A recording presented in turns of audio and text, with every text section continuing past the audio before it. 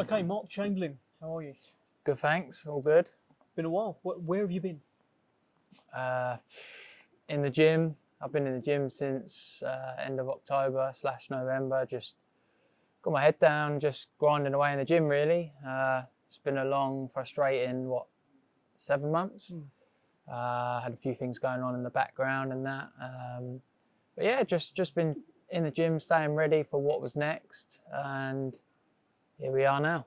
What's the mentality like then? You've been just living in the gym. Does that mean you've got this kind of renewed hunger? Have you gone away? You've thought about things? Is this a new Mark Chamberlain? Yeah, definitely. I'm looking forward to being back on Saturday night, getting back into the mix of things, put on a good performance, and then push on the bigger and better things. Obviously, one fight at a time. But yeah, I'm excited to be back. It's been a long time. So, the last time we saw you was Wembley Stadium. Heading into that fight, you were flying. It was all going brilliantly. It was almost going too well, perhaps. Yeah. You know, you were His Excellency's favourite fighter. You were getting all the hype. You looked a nailed-on future world champion very soon. But I guess with all of that comes a lot of pressure as well. In your mind, what went wrong against Josh Padley? Just didn't turn up on the night. Was an off night. No excuses, is what it is. I'm not going to sit and cry about it. Have you sat and cried about it? No, I didn't shed a tear about it. Do you know what I mean? I'm a man at the end of the day. No one wants to lose. Happens to the best of us, doesn't it? But yeah, like I say, we move on from that, and yeah, here we are. How do you make sure it doesn't happen again? You say you didn't turn up that night. Didn't turn up. Just got to make sure I turn up and do what I've been doing previously. Obviously, this is my 18th fight now.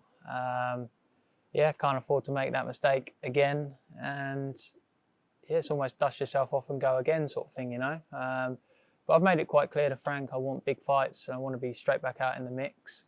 Obviously, I'm back Saturday night in an 8-rounder. I'll fight whoever they put in front of me. I've made that quite clear. So yeah, let's get Saturday night out of the way, and who knows what's in store. Any difference to your team or your setup or your training, like anything? What changes have you made? No, I mean, obviously, like, there's no excuses on my last performance. I put the work in the gym. I've done the miles, traveling for sparring. Everything went great. I had a great camp, no injuries, no excuses whatsoever. I just physically did not turn up on the night. That was me at 50%, and obviously everyone knows what I'm capable of when I do turn up. So, like I say, I can't make that mistake again. Mm-hmm. No, there's no changes towards my team because I'm not going to blame my trainer for a loss. Like most fighters will have a loss and they'll move trainers, whereas it's nothing to do with the trainer. It was me on the night. I never turned up, and that was it. I paid the price. Simple as that. I'm in there on my own. I'm not in there with anyone else. Who else can I blame? It's me to blame, and like I say, we move on and we go again. 100%. The accountability there is admirable.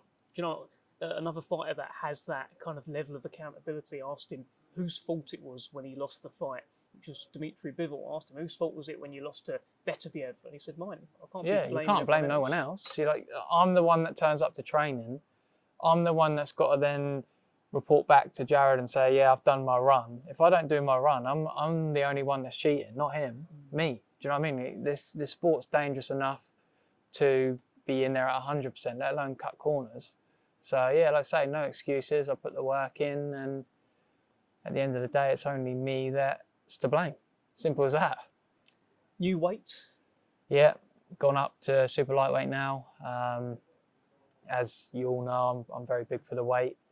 I've been the same weight since I won the championships back in 2018. I'm 26 years old now. Do you know what I mean? My body don't work like it did 8 months ago, let alone 7 or 8 years ago.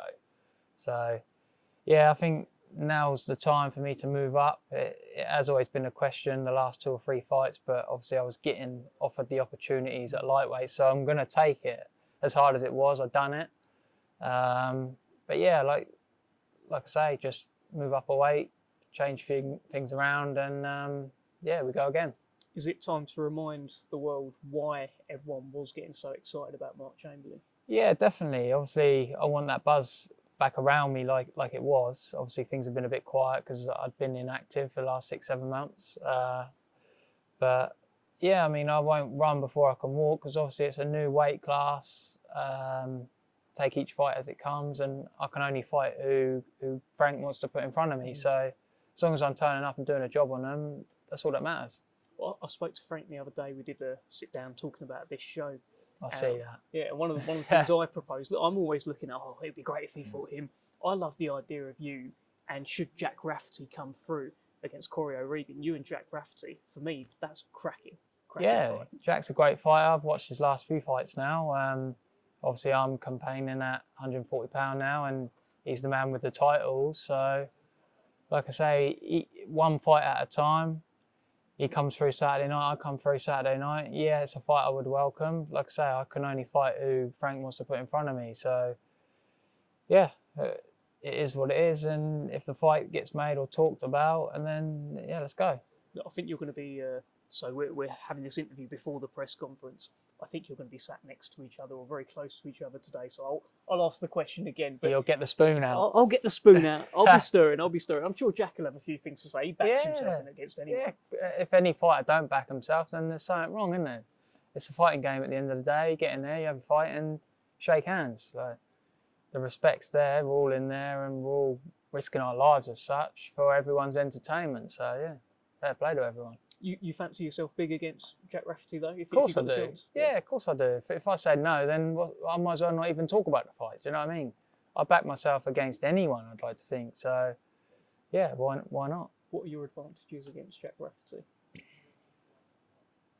Don't really know, to be honest. I ain't really looked into it that much because not much has been said about it until, like, things get real or there's an offer on the table. Then I'll start looking into things and...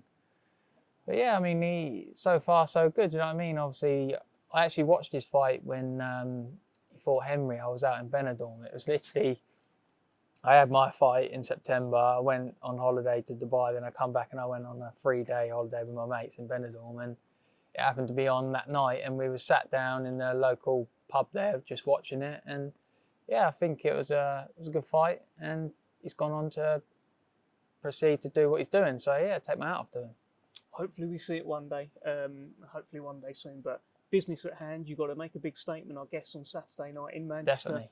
The whole Queensberry DAZN launch, perfect platform for you to say, I'm back. Yeah, definitely.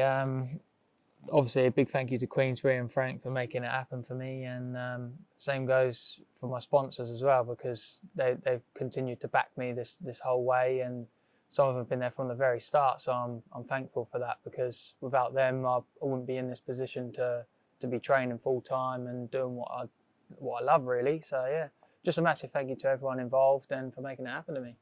Best of luck. Thank you.